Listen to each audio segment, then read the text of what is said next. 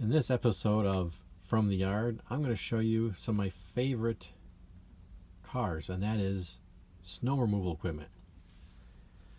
So first off, we have the River Rossi Gondola Wedge Plow, and this one does have a light that works in the front.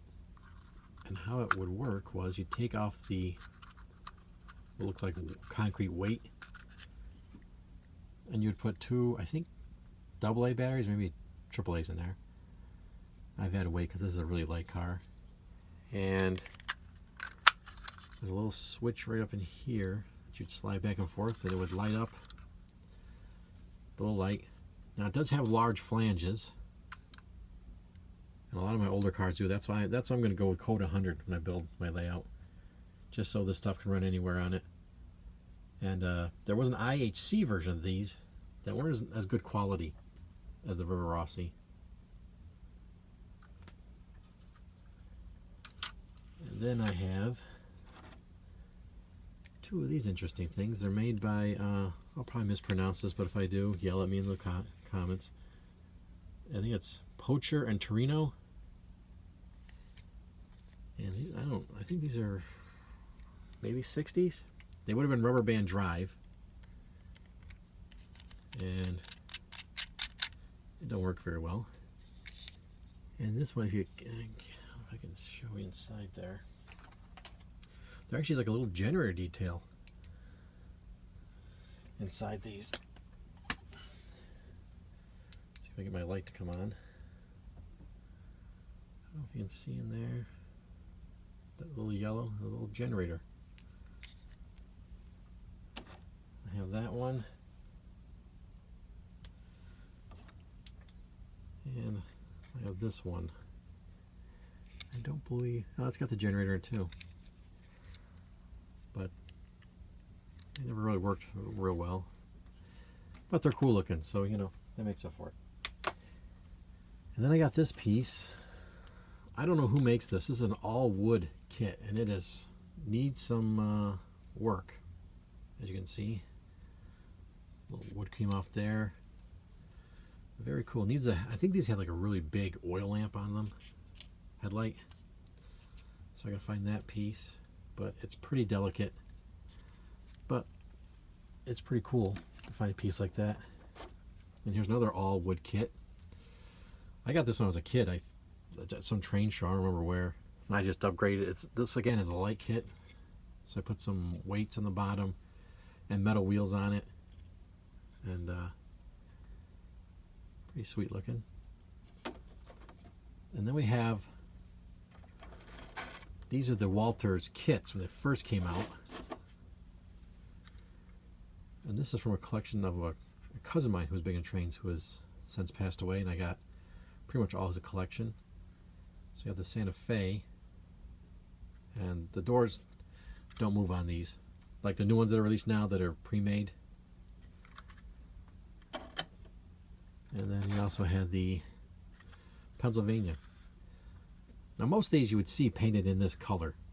Conrail and so on had this color.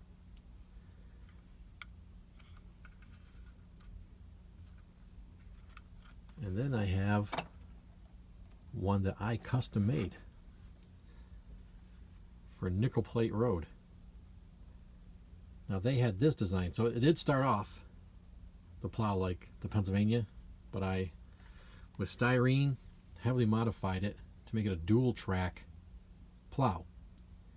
And the headlamp, and I bought the coupler assembly, and there's some modifications like the blade is cut here, whereas you can see on these it's square. And I made this blade piece, you know, go crossed, as opposed to you know, like the V shape that the kit comes in. And I also put little blades on there. I don't think I can show it very well. And it has little nut and bolt detail on it. And I put windows in it and windshield wipers on it.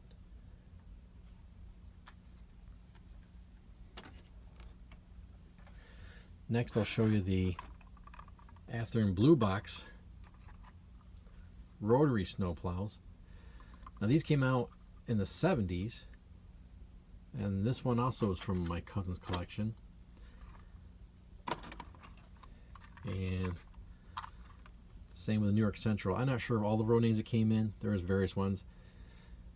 Now, Ather makes these pre-made, and I believe they're motorized. I don't know. I don't have one. And here's one that I got.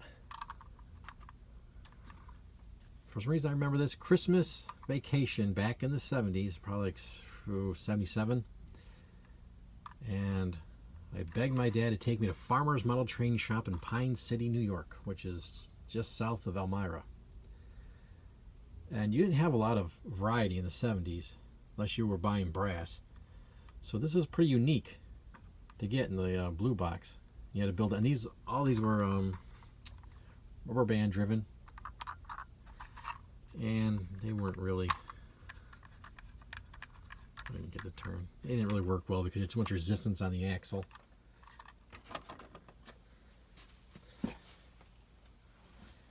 And I've already shown you this one. This is the new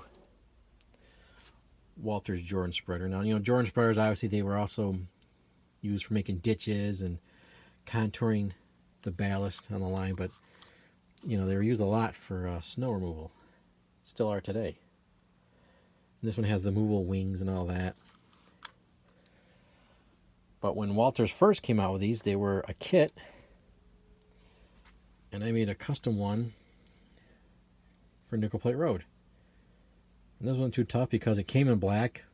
Nickel Plate's Jordan spreader was black. So basically, you just have to put decals on it, and I made windows. And the blades on this don't move.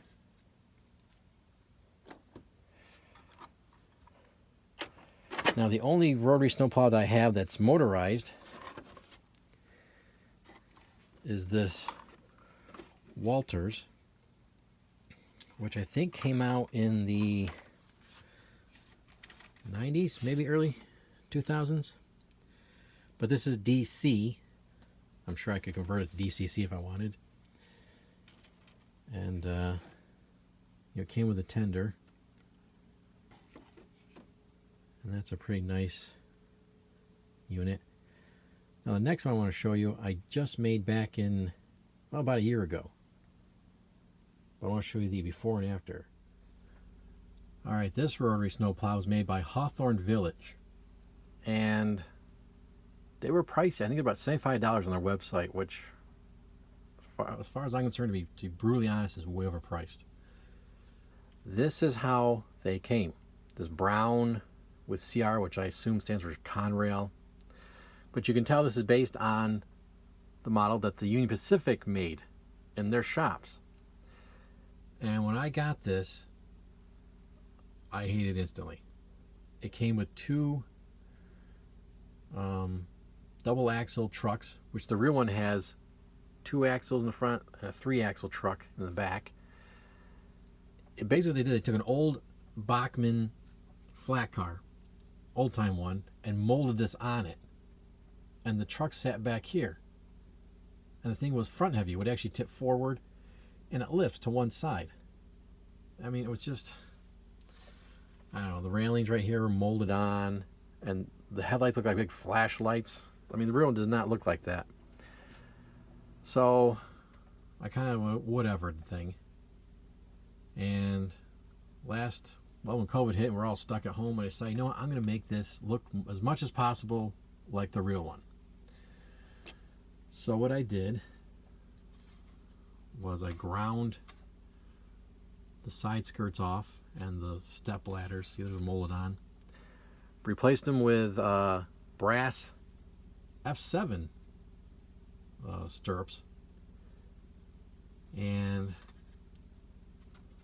they have it look like windows in the back, which they aren't windows, they were, I believe, vents. So I had this fencing material, so I filled it in there.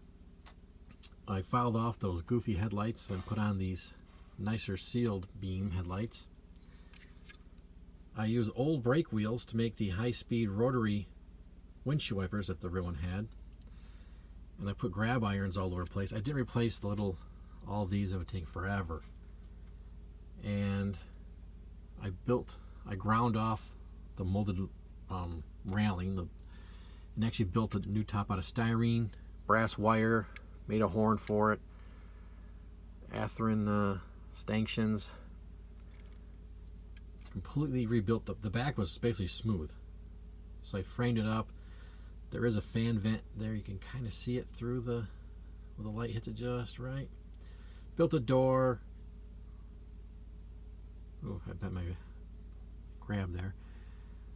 Put little receptacles in there, little fuel fillers. The windows I painted with a blue paint, and then I used Testors clear glue for clearing the windows.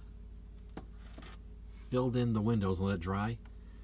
Put little windshield wipers in to give it a look of like tinted windows. And the rotary is still kind of small, the blades, but I didn't have anything to replace it, and that'd be quite the task. But now I like it so much better. And here's the ugly underside. See, it has the 3-axle truck in the back, and it's forward, so it actually runs well now. And I made a fuel tank out of an old Tyco Elco train I had cut up for scraps. And the little plow here is the barrel of a Bic pen. And I did have to order decals, but what I was trying to do is not have to order any parts and just do it what I had on hand. And I also drilled out the chute the snow come out in. It was solid in the model, so give a little, some depth there. So there's my collection of snow removal equipment.